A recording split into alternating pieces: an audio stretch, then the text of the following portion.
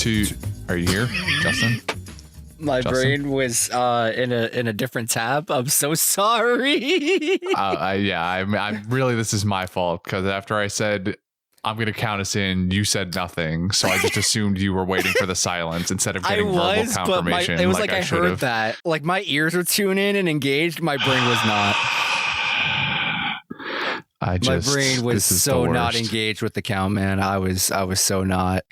All right. Hey, Justin, I'm going to do the count now. Okay, I'm going to be engaged and count with you this time. Cool. 5, 4, 3, 2, 1. Cool. Great. We did the count. We did. Yeah, we did the count. Excellent job. You did it one more time than I did. Yeah, that is true. That is true. Oh my fucking. What a night. There's something in the air. I don't know what it is, but maybe it'll make this recording gooder. It was going to be good anyway, but gooder maybe. What are you feeling? How you feeling, Justin? I know you said sleep deprived is in the air, but like how do you feel about this? How you feeling? So to peel not about behind the movie, the curtain, I just mean like in general. To peel behind the curtain. Okay.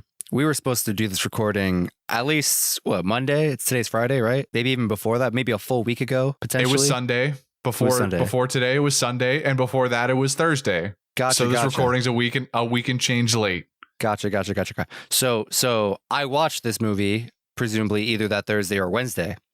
And as I told Taco in the server, I was like, hey, man, I don't know what it is about this process for me, these Guy Ritchie movies. They don't load on my computer very easily.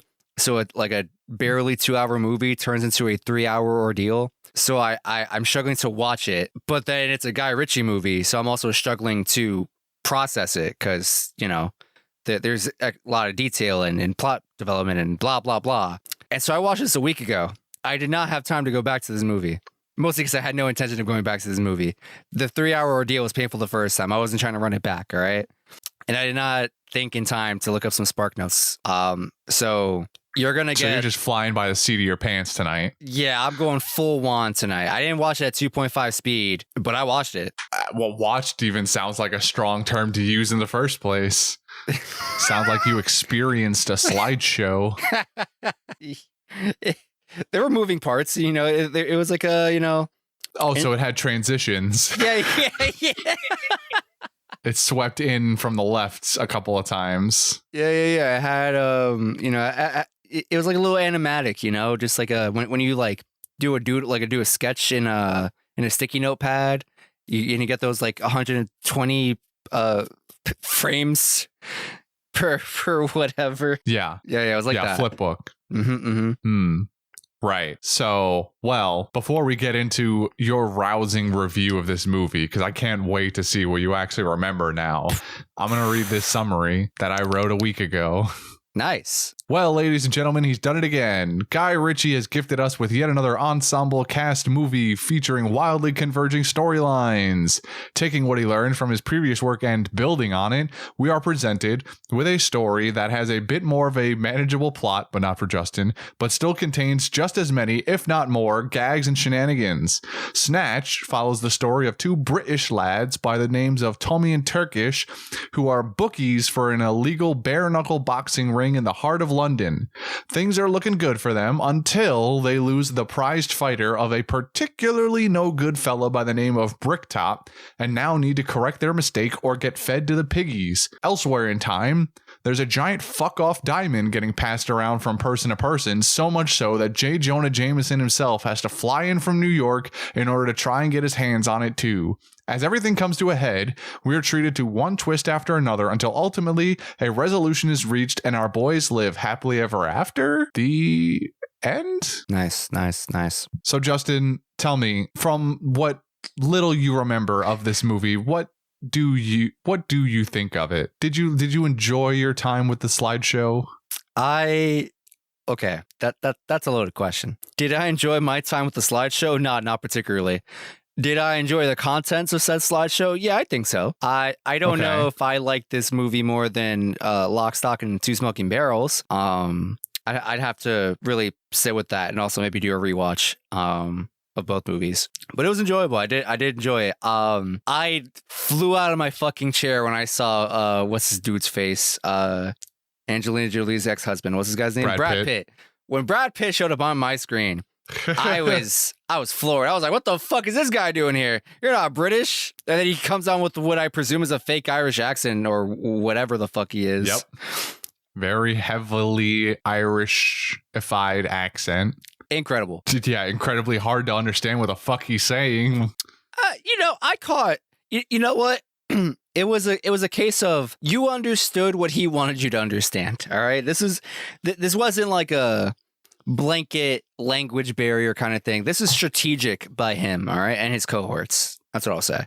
Right. I like this movie. I also feel like I'm not sure if I enjoyed this more than Lock, Stock or not. Mm-hmm. I think my initial gut reaction is that I like Lock, Stock a little bit more for Lock, Stock's ending. I think Lock, Stock's ending was a little more fun than Snatch's was. Like, Snatch comes to the same sort of wildly goofy conclusions that Lock, Stock does, but Lock, Stock makes a much bigger show of everything going buck wild and completely off the rails to the point where like basically everybody you knew in the movie is dead minus like 3 or 4 people.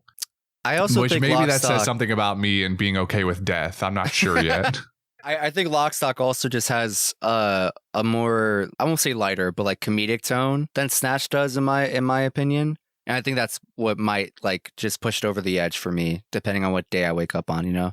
Was it, I think I agree. Because there's a little more, I think pretty much everything you're saying rides on the fact that Mickey's mother gets burned alive in a trailer at night. I think maybe the ending is also like similar ending, or like closing, like the tidying up of storylines, if you will, the washing of the consequences, if you will, for Jason Statham's characters in both movies. Where it just ends in a shootout. And for some reason, the shootout in Lock, Stock is just way funnier than the shootout in Snatch. Like maybe it's by like, cinematography design between like lighting and script writing and all these other artsy stuff that I'm way too tired to even recognize right now. But like I see it, like one is just funnier to me than the other. And I don't know if that's by design or it's just by my own standards, right? But I feel it. No, I think I'm there with you because Lock, Stock's ending comes to I liked that every single group, every faction that is present in Lock, Stock, for one reason or another, ends up at the crime boss's office, more or less. I think the only exception maybe is the actual weed growers themselves. I don't know that I can't remember if they make their way there, but that part's not even important. But everybody else ends up there.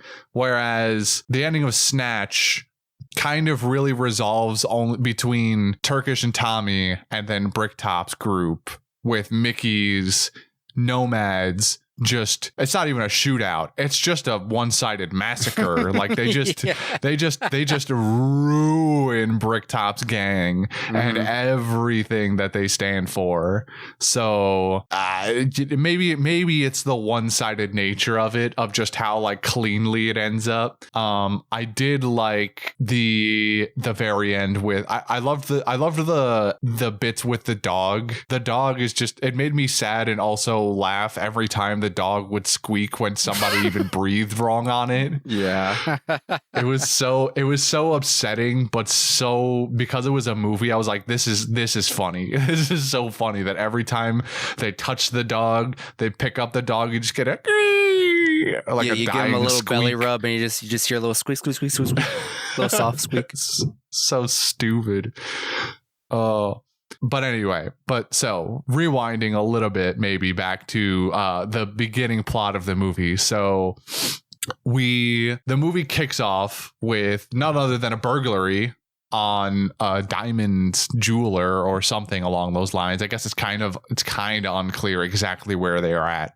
One But did I they're did not see coming. I was very like the second the movie starts introducing itself and the opening credits are rolling through. It's just I think you start off in like security camera footage. Someone's talking, and to me it's unclear. I assume it's characters in the security room, quote unquote. And you just see what looks like a Jewish man walking through a security checkpoint or whatever.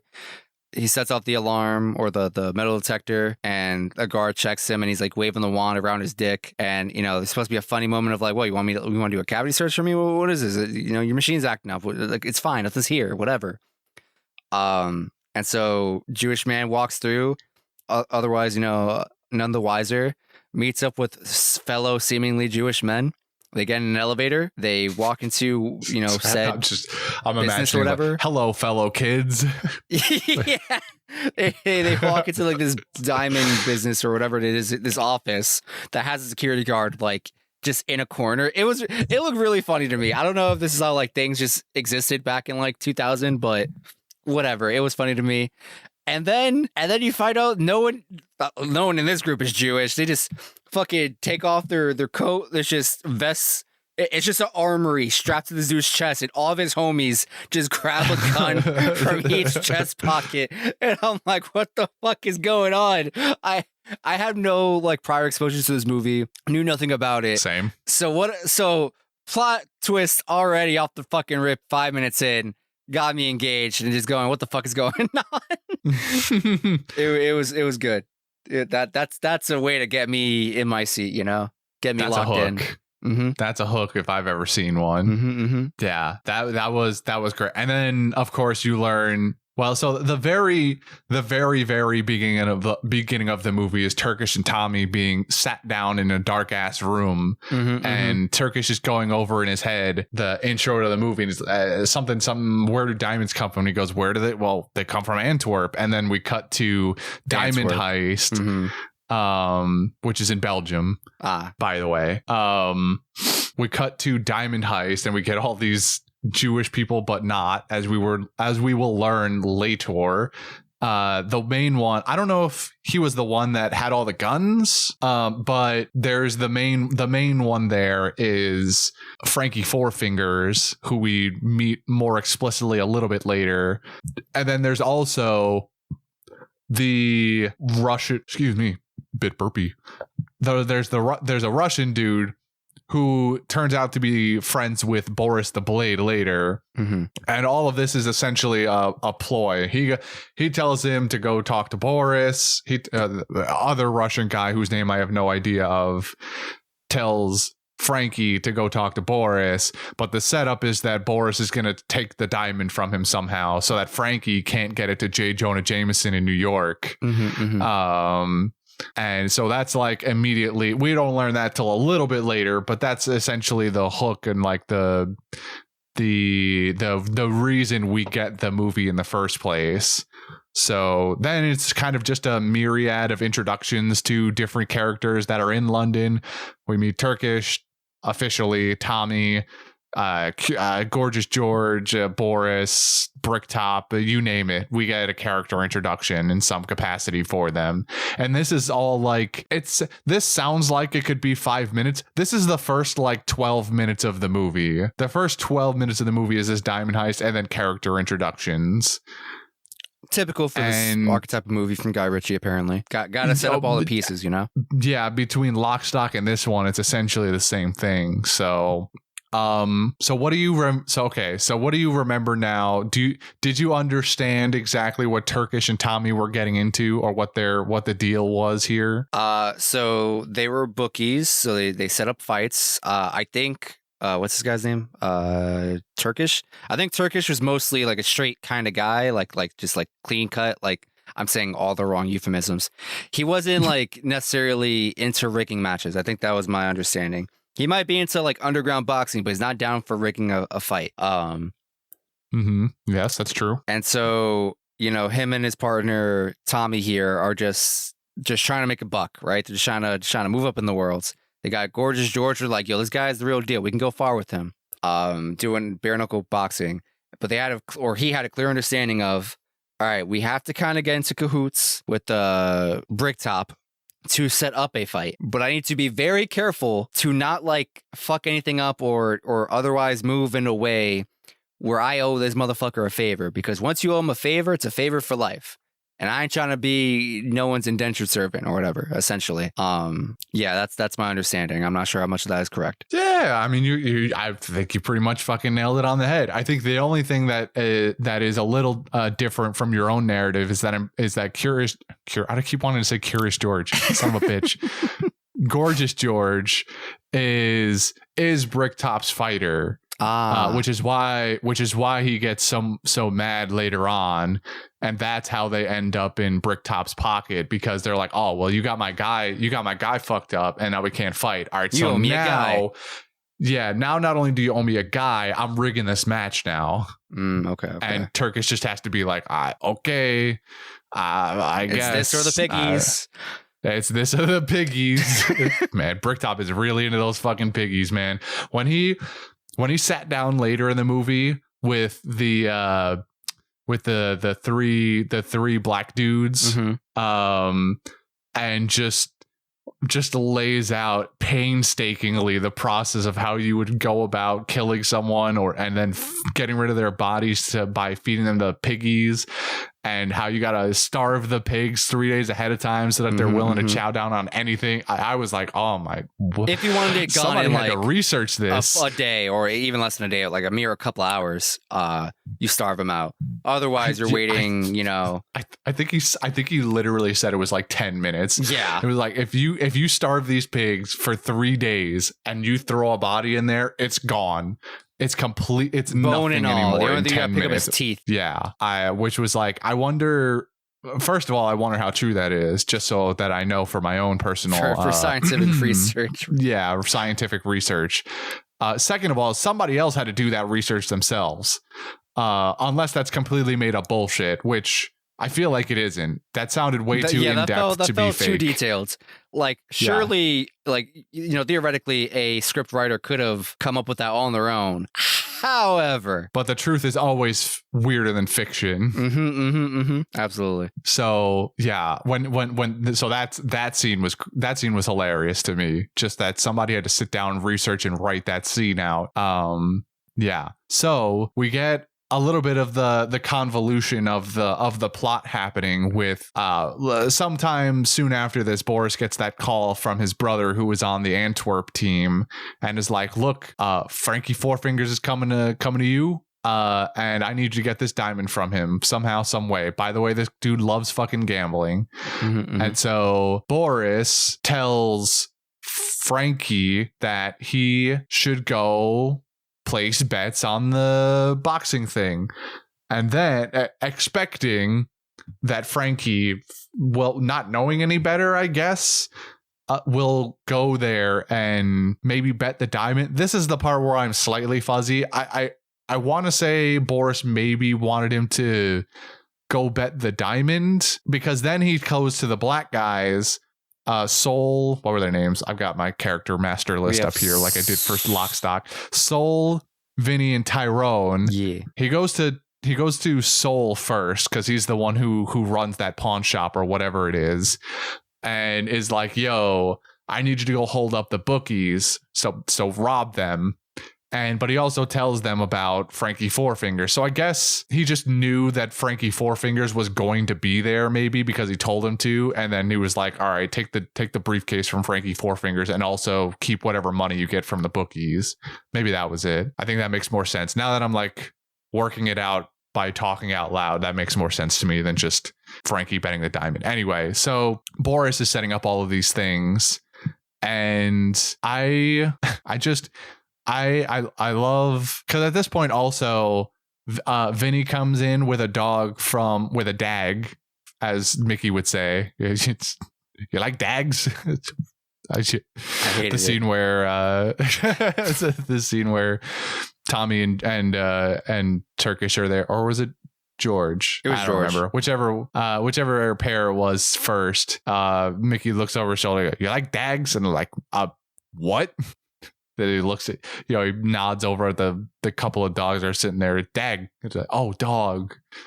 And then you learn when Vinny comes in to the shop after Boris leaves that apparently that's just what the nomads do. They throw in a free dog with like every deal that they make.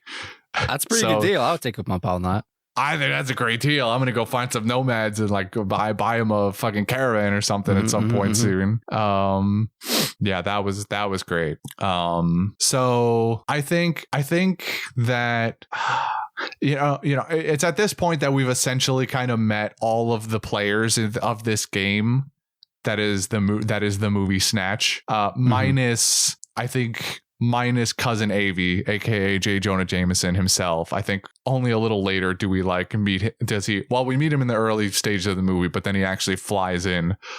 And actually, that's also a lie because then we get Bullet Tooth Tony. But either way, I'm trying to phrase how I'm thinking this now.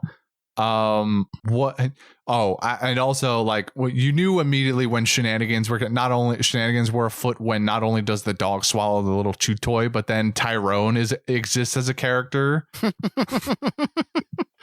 Tyrone is so fucking funny in this movie. Tyrone is a guy who lied on his resume and he's just trying to play up to it. And honestly, relatable. It's so good. Every scene Tyrone is in is a treasure, honestly. Especially when they're first outside the bookies, like when he's like, Tyrone, why didn't you go park over there? There's plenty of space. And he's like, it's too narrow because he didn't want to parallel park or some shit. Insane to me, but I mean, honestly, relatable. The amount of people I know who drive and can't parallel park concerns me dearly, but different story. Yeah, and then there was also, I think one of my favorite comedic scenes of the movie too, is there's a point where Tyrone has to get out of the car. I don't even remember what it was for anymore. I think it was for gas. That's the one I remember. He's pulled over for gas. I think you're right, and my man is wedged in that fucking driver's seat. He's struggling, dude. And then they have him in like all leather, so you hear the squeaking of like bubble jacket or whatever, and he's just squeaking, bro. It's like 15 seconds of Tyrone trying to get the fuck out of this car, and it's gold. It sounds like a fucking birthday magician trying to fucking mess about with like a balloon animal. He's just trying to shape it or whatever. That's what it sounded like. But he keeps fucking it up. Like he forgot how to make the dog, and he just eventually was satisfied. Like he left it and went, "It's a snake," and it's just the balloon. Exactly. I love it. Do you have any favorite scenes from this movie? One that's sticking out to me at the current moment, because we kind of like touched upon it lightly in our intro here. But after Bricktop explains his very detailed explanation of how pigs can get rid of a body for you if you follow this 10-step formula, when they open the fucking door to like their main office and his crew just set up it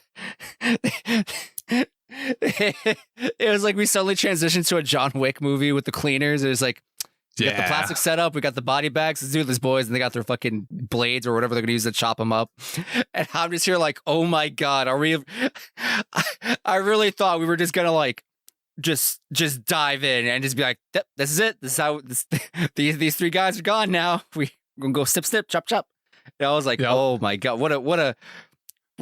This movie's already a little grittier and darker in tone, but I was genuinely concerned that we were gonna like just really go into the deep end. I was like, oh my god, not like this. And then thankfully Soul or whatever, or Vinny managed to fucking buy themselves 24 hours out of this fucking situation. Except I think they held Tyrone in the bag as like collateral, but they totally he was already in the fucking bag and they weren't gonna get him out. He was already there.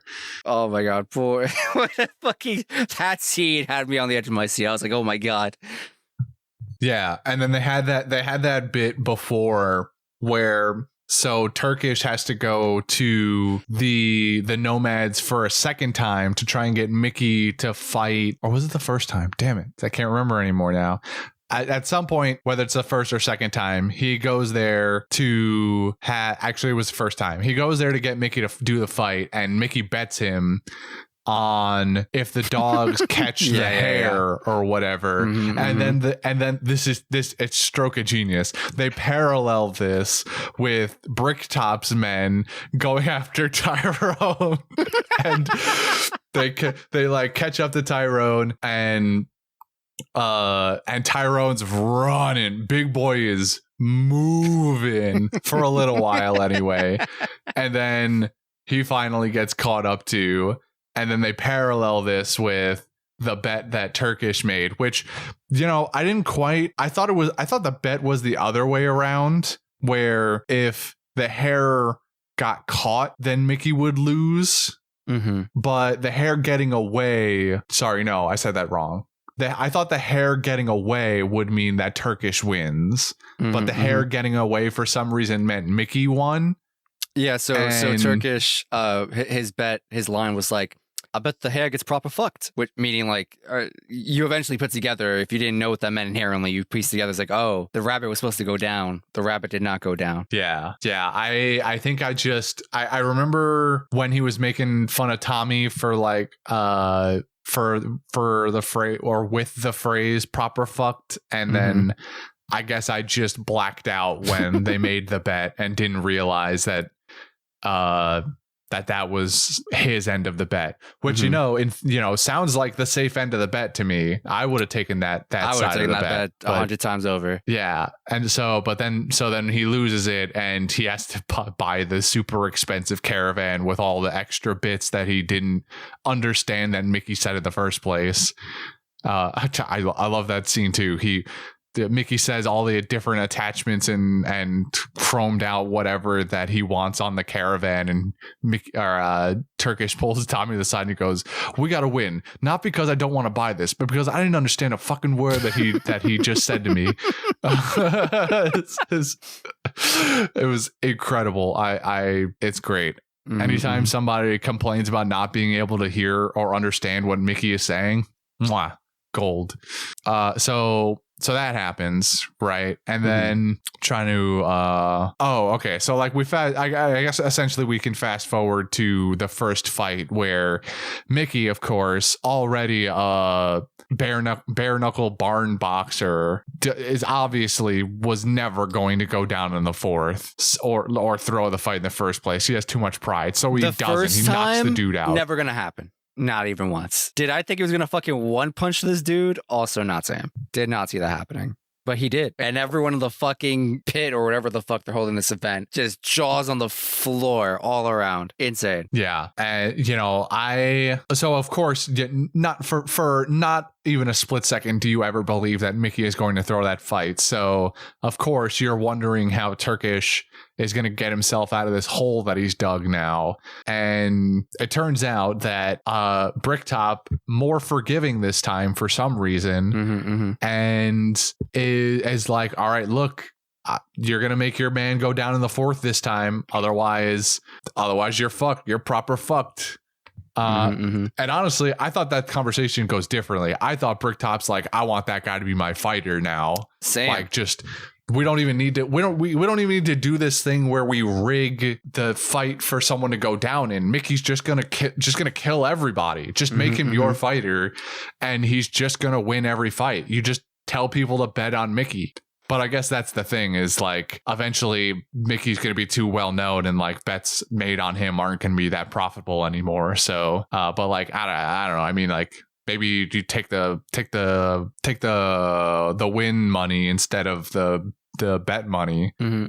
Although like when it comes to odds, if you bet on the underdog and you pay the big guy off to go down, then you win like 100-1 odds or something. You're making some good scratch there. I think Bricktop just didn't think it through enough, man. There was a plan there waiting to come to fruition. He could have made a good lump of sum of money, for a couple weeks, maybe a couple months even, if he like let it play out, but he wasn't having it. Yep, but instead, what does he do? He goes and he fucking kills Mickey's mom. Fucking wild, man. Poor lady didn't deserve that. Oh man, this is heartbreaking. I was there with Mickey, man. I was feeling bad. Poor Mama Mickey didn't deserve that. Nope. Not even a little bit. I thought at first too, like I didn't fully understand what was going on when we first go to the nomad camp. I thought that was his woman. Like I thought that was his wife or something. Like, there's not enough like visual like age difference between the two for someone to convince me that that's his mom. I was like, nah, bro, it's like his sister or his girl. Like, I don't know what the fuck you're on about. I absolutely thought they were married. And then it just turned eventually you catch on later that they're talking like, oh, mi ma. And you're like, oh, that was his mother. Oh, wish I pieced that together 15 minutes ago upon introduction. Yeah. So, well, yeah, I mean, you know, whatever. What I have to I feel like I need to ask you how you feel about like the whole cousin AV subplot of him like flying to New York and being token American guy in London. Did I enjoy it? I want to say I largely enjoyed it.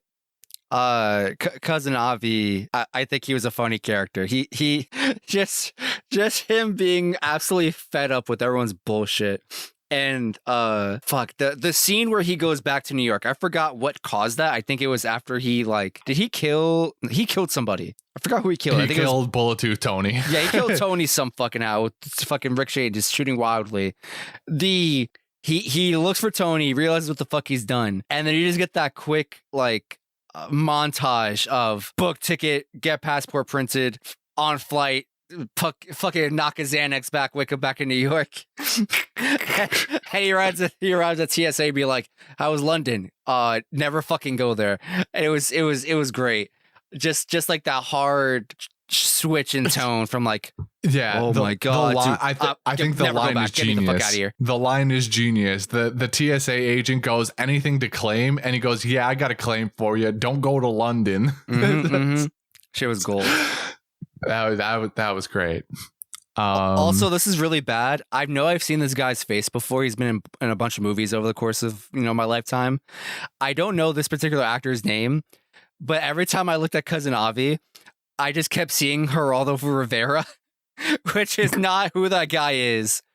But there's a little bit of resemblance. You're gonna have to tell me who that person is, because I don't know who that Rivera, is. He's like a tenured like news anchor, largely from the Rivera Report or whatever the fuck his talk show was on Fox News or whatever. I mostly know him. I never watched his shit. I just know him as being like one of the few famous Latinos in the world for some fucking reason. He was like a big deal when I was a child. Like I remember like Nickelodeon did Hispanic Heritage Month promotion, and Geraldo Rivera was like a spokesperson at that time.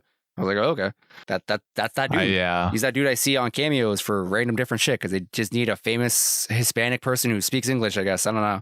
Yeah, I just Googled Mr. Rivera here, and I see the resemblance. I see what you're talking about a little bit. It's especially in the mustache. Yep. I think is the main point of the main point of contention here. I just could not stop looking at Cousin Avi and seeing Geraldo Rivera. I'm like, god damn it. Yeah, I see it. I see the resemblance. Yeah, I think Cousin Avi was great. He just his overall vibe of seeming like a New York gangster, but never ever wanting to actually get his hands dirty with any of the busy work while he was in London. Just the entire time. As soon as he latched on and found Bullet Tony was doing everything for him.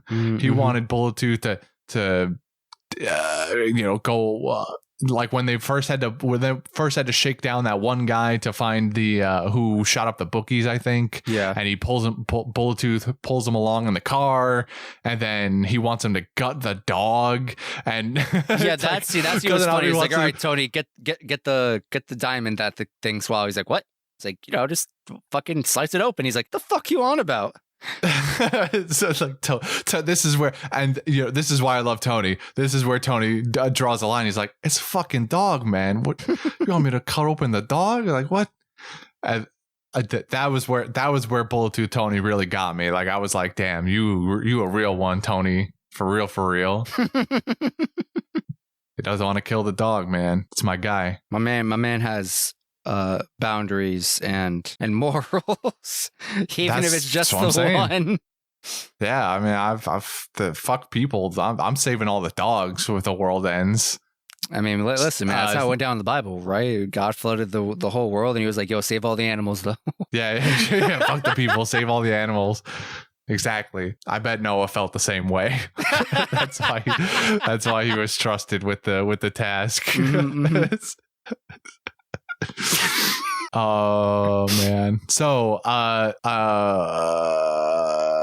earlier in the timeline, moving back to stuff Boris was doing, eventually the Soul Vinny company, they acquire the diamond, and because they really Tyrone acquires the diamond, to be fair. Soul and Vinny bumble their way through holding up the bookies, because it turned out that Tyrone backed the car into Frankie's van where he was changing, and then for some reason when Frankie was getting out, Tyrone was looking, or just happened to be looking, and could see in the dark that the man holding the briefcase only had 4 fingers, and so he goes and they kidnap Frankie, which eventually leads to his death, unfortunately. Poor Frankie, man. Never got time to shine. Poor Frankie. Never got a chance to place those bets. I mean, he got his time to shine during the robbery. Let's not like make him out to be a super martyr. I was left desiring more, personally. You wanted more Frankie in this movie? Yeah, man. Listen, I want more Frankie in One Piece. I want more Frankie in Snatch. All right. I just want more Frankie in my life across the board. Oh, okay. So we gotta get you to like a Frankie Con or something, where there's like a Frank meetup or of some kind. And I need Frankie Muniz to be like the main attraction.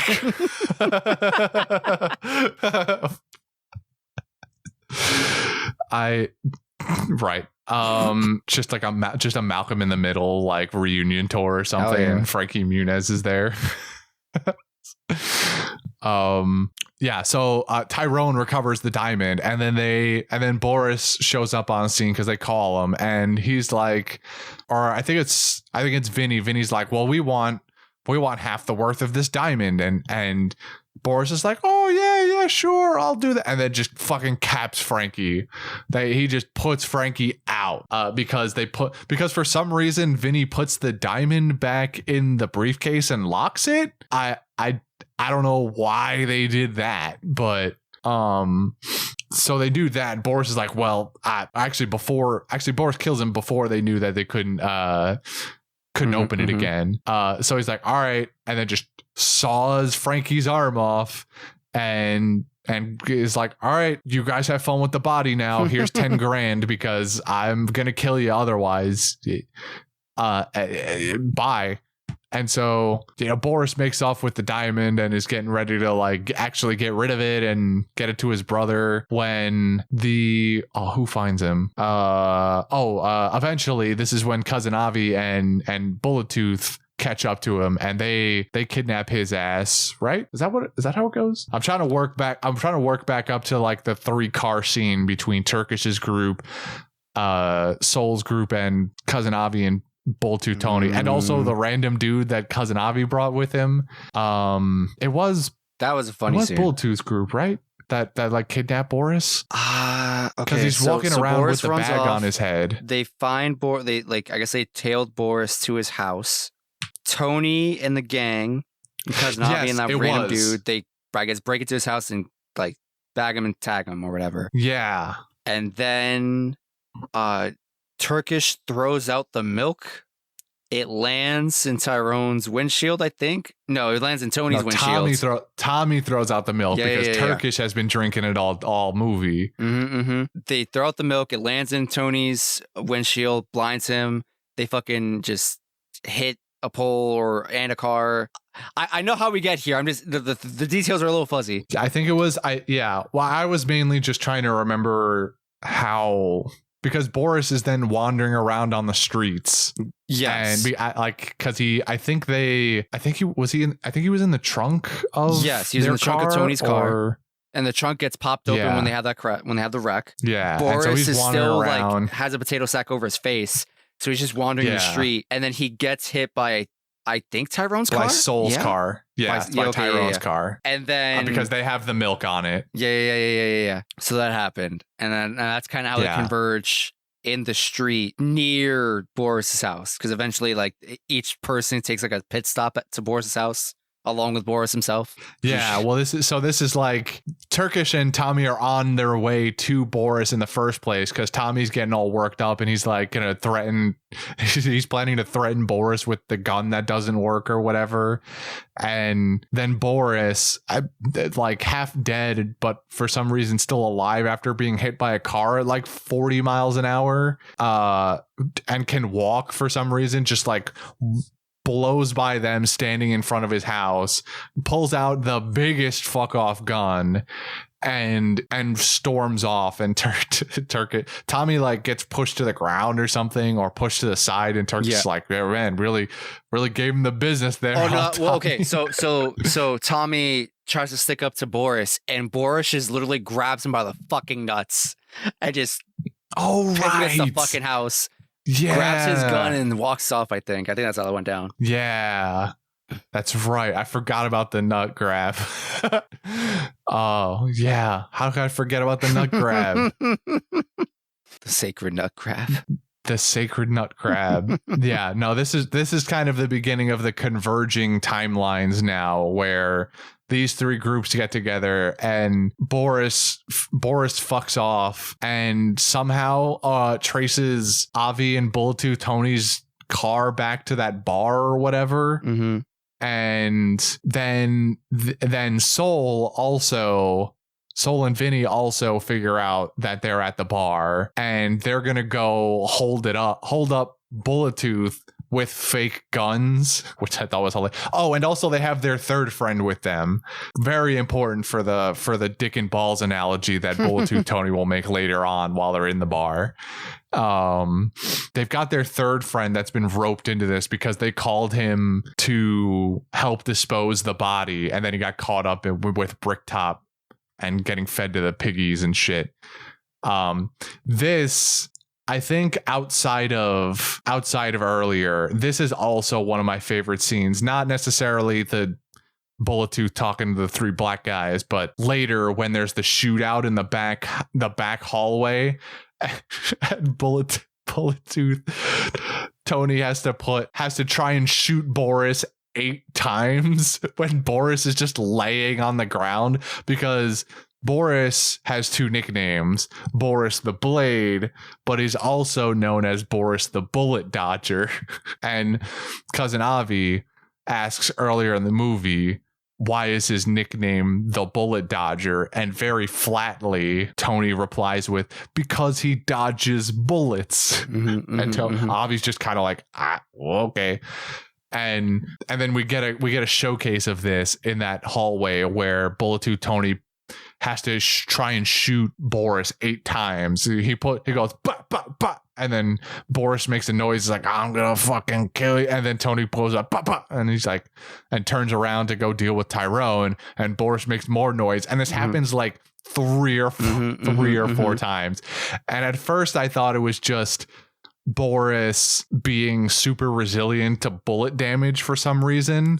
And is that wrong? Question mark? That's what I thought. No, it's his nickname. He's the Bullet Dodger. Oh, he's so literally he just dodging. Didn't get hit. I thought he was just taking him to the fucking chest like they were nothing, man. I that's what I thought too. But he's known as the Bullet Dodger, so he's just magically dodging these bullets until I think it's the 8th one. I think he gets shot at 8 times, and like the 8th one is the final one. Tony took an extra step forward. I don't know if he walked up to him directly, but I know he stepped forward at least slightly to be like, you know what, I'm sick of this. Pulls the fucking deagle and go back. Yeah, Tony takes the step forward, turns the gun to the side or something, gangster style, and finally puts one in between Boris's eyes, I guess. And Boris is finally down for the count. That shit killed me.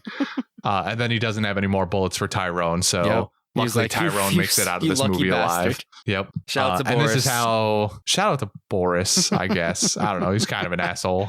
He killed Frankie. Yeah. What do you mean? You liked Frankie. You wanted more Frankie. You should hate Boris. I should. But, sometimes, emotions are complicated. Also, low-key forgot who Frankie was. Oh my God, what are you talking about, man? in the 10 minutes that had passed between us talking about Frankie to us transitioning away from Frankie. I fucking hate you. Frankie was erased from my mind. What is going on? What do you mean? What are you talking about, man? We had a whole conversation about Frankie Muniz. Speaking of, did you know that Frankie Muniz was like partially of Latino descent? Because I remember when I found that out during Nickelodeon Hysteric with a Heritage last Month. name That like shit threw Muniz, me I out guess the it makes sense. He is Irish Italian from his mother, and on his father's side, he's technically Puerto Rican, but with large familial links to some province in Spain or whatever. Muniz sounds like a Spanish last name, so I guess it's not too surprising. He just doesn't look it. Nope. That man's Irish and Italian genes are real strong. Real strong. Just push down those that melanin all the way to the bottom. Fuck, what were we talking about? Shout out to Frankie. What year is it? Right, shout out to Frankie or whatever. This is how Soul and company end up with the diamond again, and then we get the scene where Avi wants the diamond because the dog eats it, and then he accidentally kills Tony, and and the dog runs away with the diamond. Very important, yes, because that will come back later. Mm-hmm. Avi flies home to New York because he's sick of this shit and also doesn't want to catch a murder charge in a foreign country. Mm-hmm. But what Avi doesn't know is that he's in a Guy Ritchie movie, and people don't catch murder charges. They usually just die first. So, or maybe he did realize that, and that's why he flew back to his own country. So yeah. So now no one has the diamond. This dog is the richest person in the movie now, and Tony's dead. And now pretty much the rest of this movie is just getting back to the underground boxing ring, because now in the background, in the meantime, Mickey's mom is killed, and then they make the deal with him, but he's also getting completely plastered at his mom's funeral. They throw a rager afterward. He gets completely sloshed, and Turkish is very much worried that this will be a problem. They get him to the ring finally. It turns out it looks like he's actually going to go the distance and go down in the fourth round. But then he doesn't again. So we try to run out the building, and this is when we kind of have to freeze frame, record scratch, and go back in time, because it looks like they're about to all die, and then they do this whole dramatic thing of like, all the Bricktop's guys are waiting right outside the Nomad camp again to go fuck them up if Mickey doesn't throw, and then we freeze frame, record scratch, and it turns out that the Nomads turned the tide on them the entire time and knew exactly what Bricktop was planning. Fool me once, shame on me. Fool me twice, shame on the Nomads. So turns out that they had the drop on him the entire time. Mickey was not going to make Turkish privy to that information because he's a troll. And then absolutely everything pretty much works out, because Bricktop's entire gang is dead, and then the Nomads fuck off. They want nothing to do with this place anymore. Very understandably. Mm-hmm. The Nomads got nomading, They really got to nomading. And then while Turkish and Tommy, they go, I don't even really remember why they go back to the Nomad camp in the first place. Do you remember? No, they already apologized about his mom. That's how they got into the fight. Why did they go back? I think a part of them just wanted to see what was up. They're like, I guess they just had questions. That's what I'm gonna say. They just had questions that they wanted answers to, and there were clearly none to be answered. There was nothing left. I guess that's fair. I really wish I could remember. Oh well. Well, either way, they end up back in what used to be the Nomad camp. It's completely, nothing is there except for the ruins of burned down trailers and caravans, and also a dog with a diamond in its and a squeaky toy in its stomach. They get away very luckily, because the dog shows up just in time to save them from the cops, and they're like, "We're just taking the dag out for a walk," and they get off scot-free, and our heroes Soul and Vinny do not, though. They are also kind of nearby. I felt bad for Soul and Vinny. I was like, y'all don't deserve this, man. Like, why are they the one pair of people to get got by the police in any of these Guy Ritchie movies, man? Like, how have they been through enough? All right, like they lost a diamond, they lost their payday, their car is ruined. They've had many traumatic experiences. Like, isn't that enough, man? Now they gotta like suffer the consequences of their own actions. Yeah, having a body because in the they didn't trunk. get rid of the body. Also, why were they even pulled over? Like, what the fuck happened? I think they were maybe they were chasing the dog. Like, if anything, yeah, that might have been it. They were speeding after the dog or some shit, and then police. It was like, hey, you know you're in a school zone. Get out of the car. middle of the fucking forest.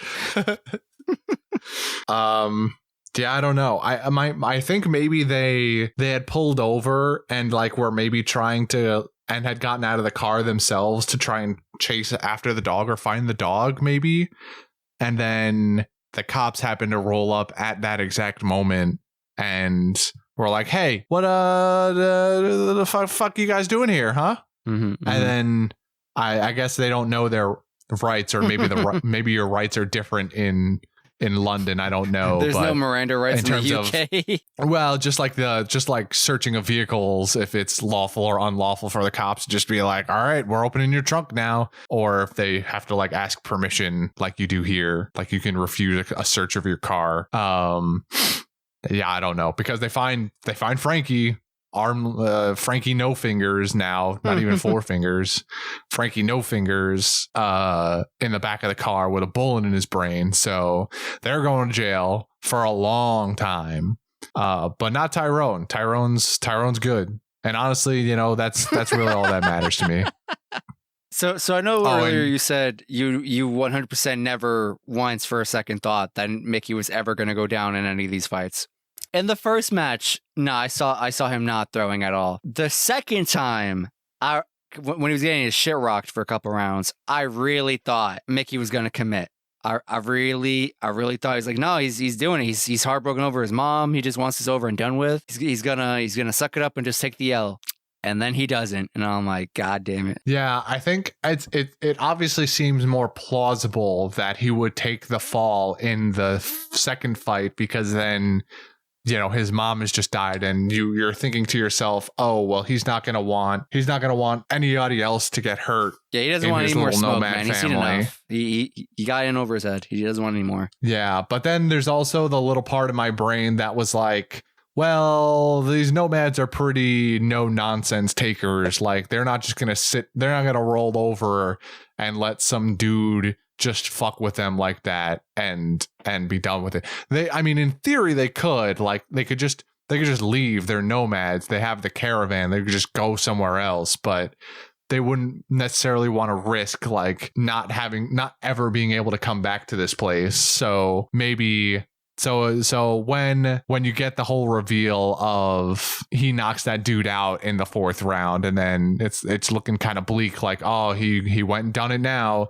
I'm thinking to myself, like, okay, well, he doesn't end up going down, but this movie only has like 10 minutes left. So how did we get out of this? And then we do the whole kind of rewinding of time to, or not even really rewinding, just like flashing back like 10 minutes to the nomads killing all of the people in the minivans, and then a few of them killing the people in the cars outside of the illegal boxing ring. So I think for a little while I also did expect that maybe he was going down, but there was also that little nagging part of my brain that was like, something's still not right here. Mm-hmm.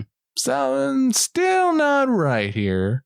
And then it's very not right. And then the movie's over. Turkish and Tommy get the diamond from the dog. They bring it. Basically, we circle back to the beginning of the movie where they're sitting in the dark room. And it turns out they're sitting in front of Doug the Head, who is not a Jewish dude pretending to be Jewish because he thinks it'll like give him street cred or something. I don't even remember anymore. Some weird stereotype that may or not be true, but relevant to the movie of like Jewish people just have an in with the diamond industry. That's how I understood it. He's like, if I pretend to be Jewish, people will take me way more seriously as a diamond salesman or some shit. I don't know.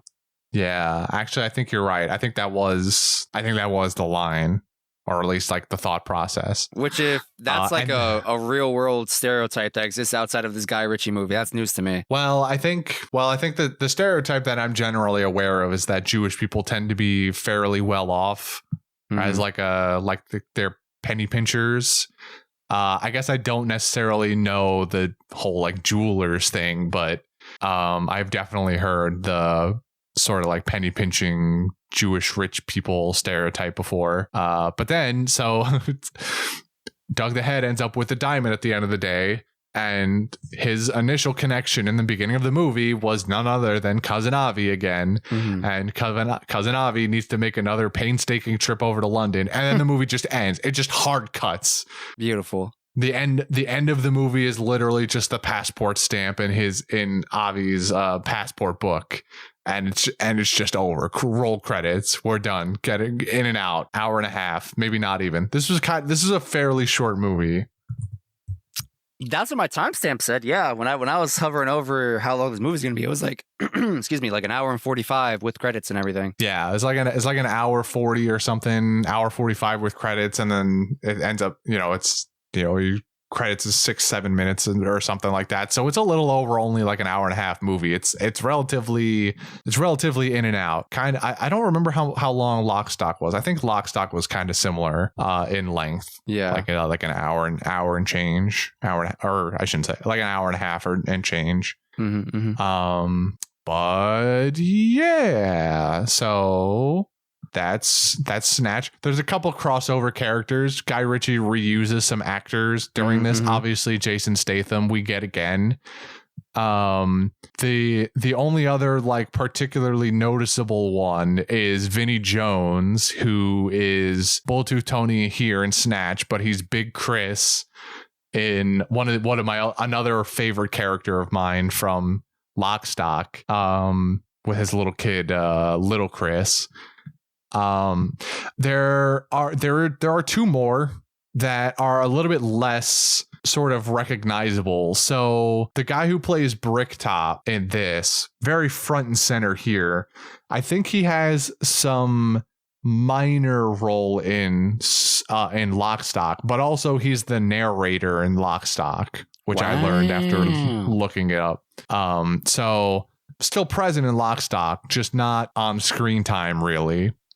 The only other from comparing and I thought there was one. So I thought Tommy was your favorite guy from Lock, Stock. You're the pair of dudes who are just like petty thieves. And there's the one with the afro and then there was the shorter one. Yeah. I thought Tommy was that shorter guy because they look very similar to me. And then I realized like the whole time I watched the entirety of Snatch and I was like, oh, this dude got a promotion from like side character to main protagonist status, but it just wasn't him. It was not him at all. When I went through the credits and the IMDb pages, I was like, where is this guy?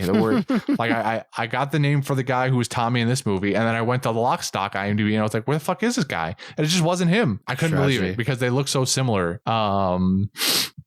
So turned out that was false. So I thought there was 5, but there's only 4. The fourth one, who I haven't mentioned, the actor's name is Jason Fleming.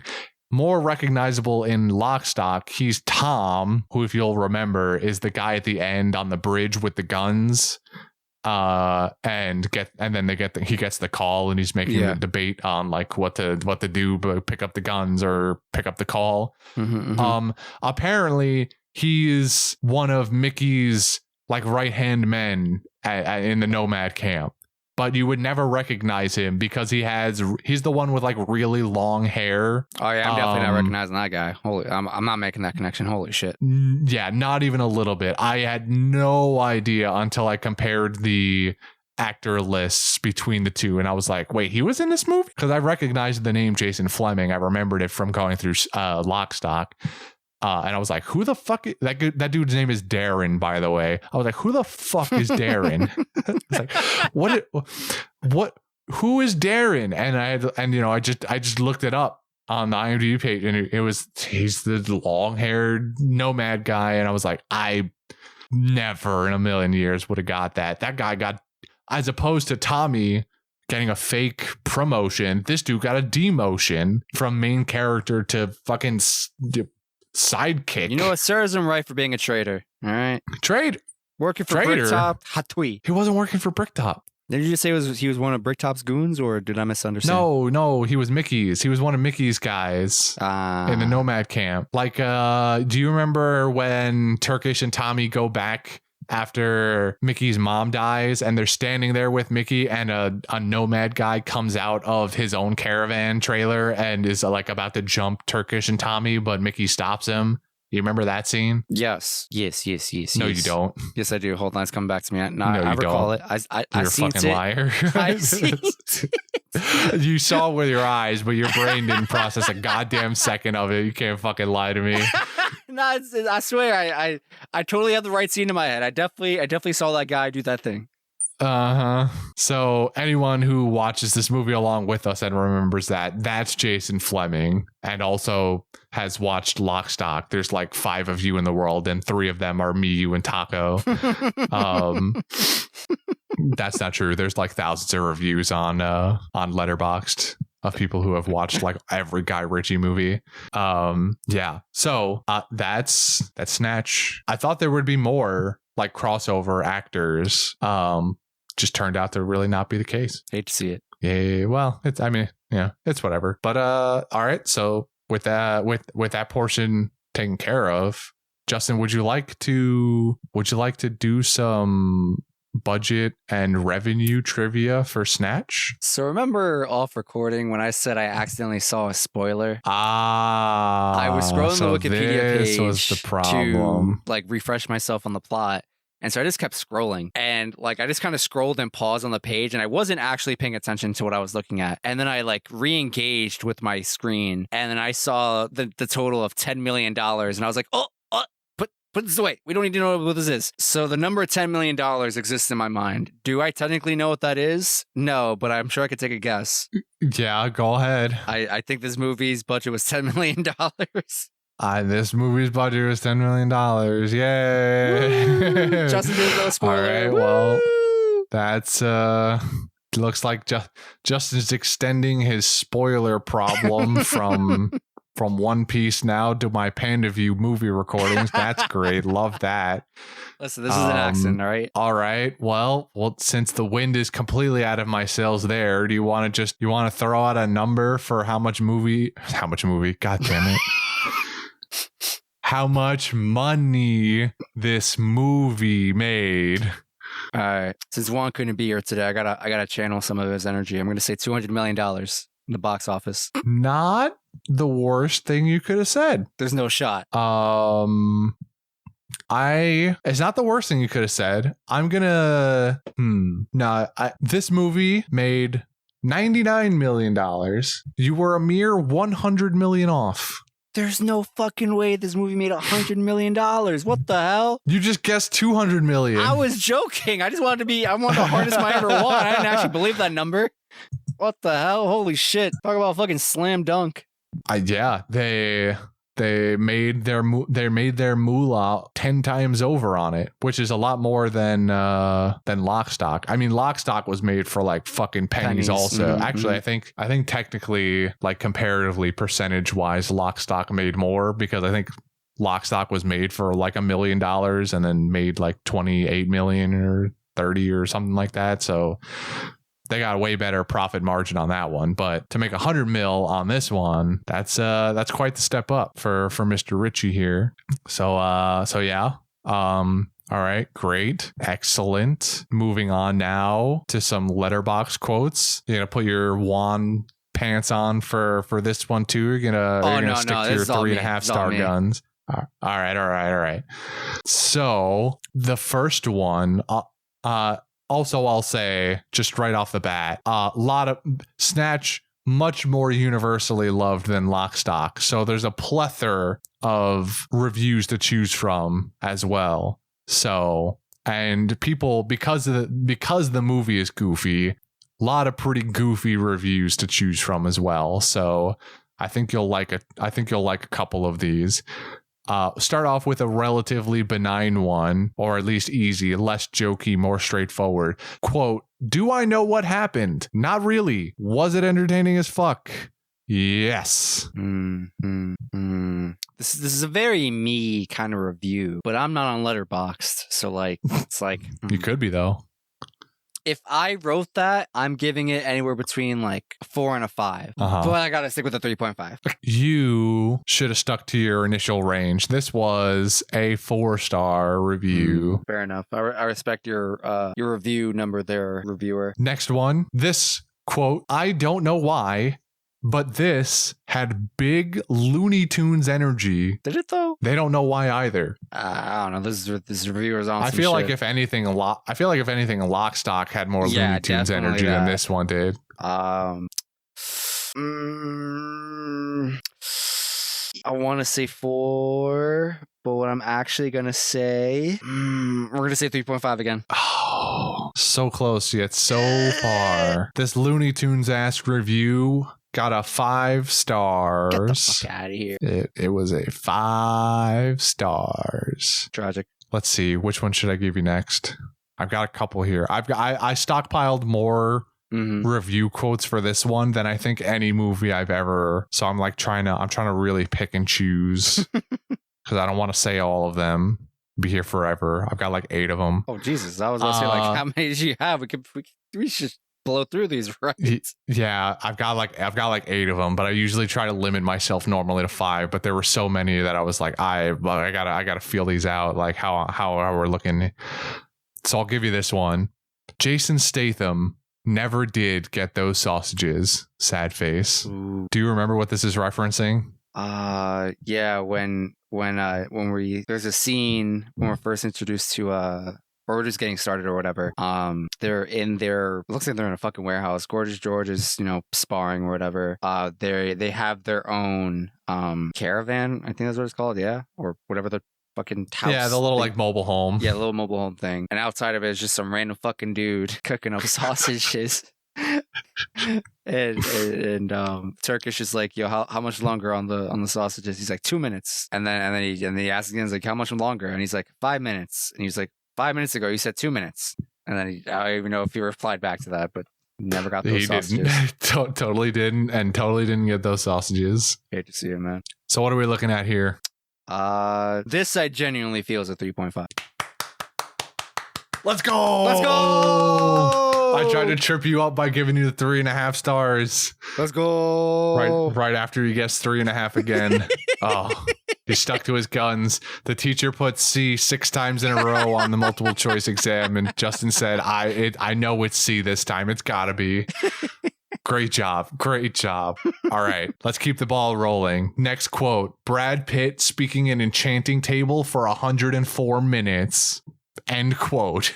I'm sorry, you need to run that one by me again. What the fuck? What? Open quotations. Brad Pitt speaking an enchanting table for 104 minutes. Closed quote. This is a Minecraft reference. Got it. That I guess you don't get. Not even a fucking so little it makes bit. it makes it a little less entertaining to present Honestly, to you now. I think I understood Mickey way more than I understood what the fuck that quote was. Well then, boy, do I have another review for you. But first, you got to tell me what this one was. Fuck it, throw a 4 in there. No, unfortunately, you did not keep the ball rolling on this one. This was another 5-star review. Animals. All right, 2 more. I'll give you 2 more. I don't know how. I think I've given you 4 already, so we'll go for 6. I feel like I only knew what was going on like 40% of the time, but it would have been like 10% if I didn't have subtitles on. Honestly, same. I'm gonna give this a 4. No dice this time either. Yes, this one was 3 stars. Okay, I respect that. No, not another 5-star. Last but not least, I've got this quote. I don't know how I'm going to say this with a straight face. I prefer the relative simplicity and rawness of Lock, Stock, but this film be a mighty good one. Brad Pitt has never been better, or at least this funny. End quote. End quote. I'm gonna say 4, but in my heart, that's a 5-star review. That's your final answer? Yeah, final answer is 4. Should have went with your heart, buddy. That was a 5-star Goddamn it. review, baby. You're a fool. Indeed, I am. But all right.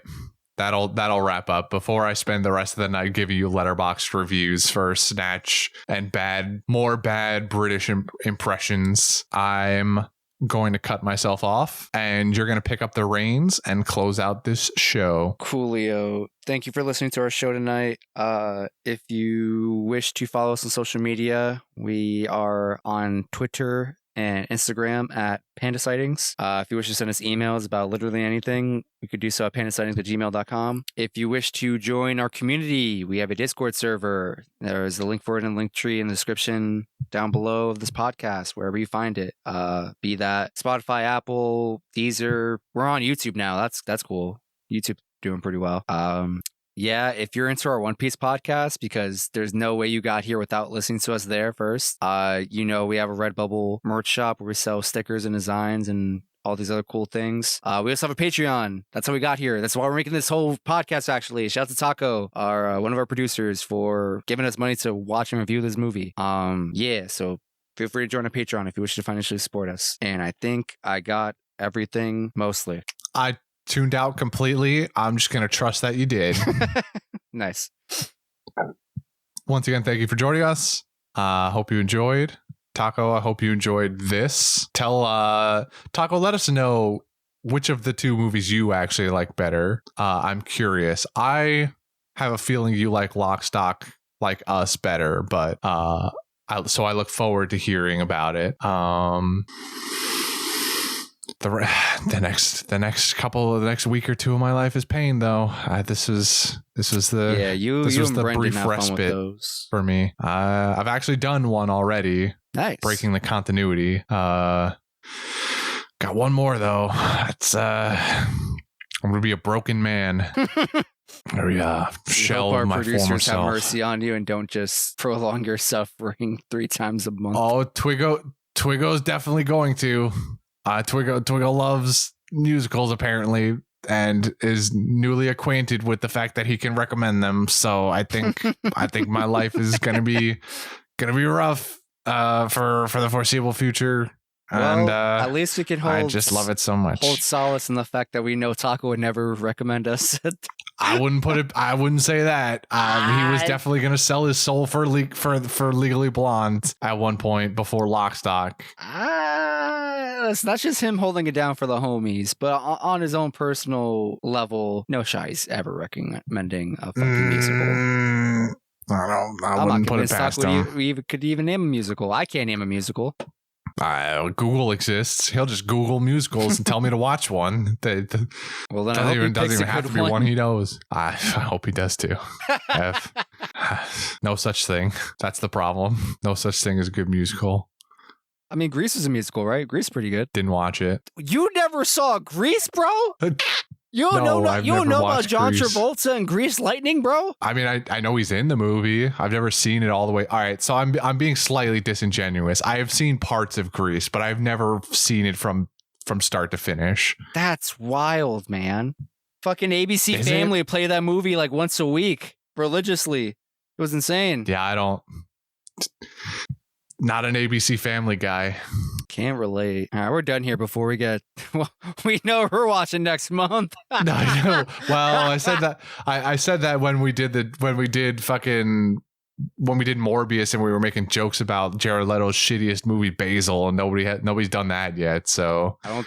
It's probably because people don't believe that's a real movie. But also, yeah, you're definitely jinxing it. All right. Yeah, let me stop this so I can go prepare myself for next week when I gotta die on recording. Bye.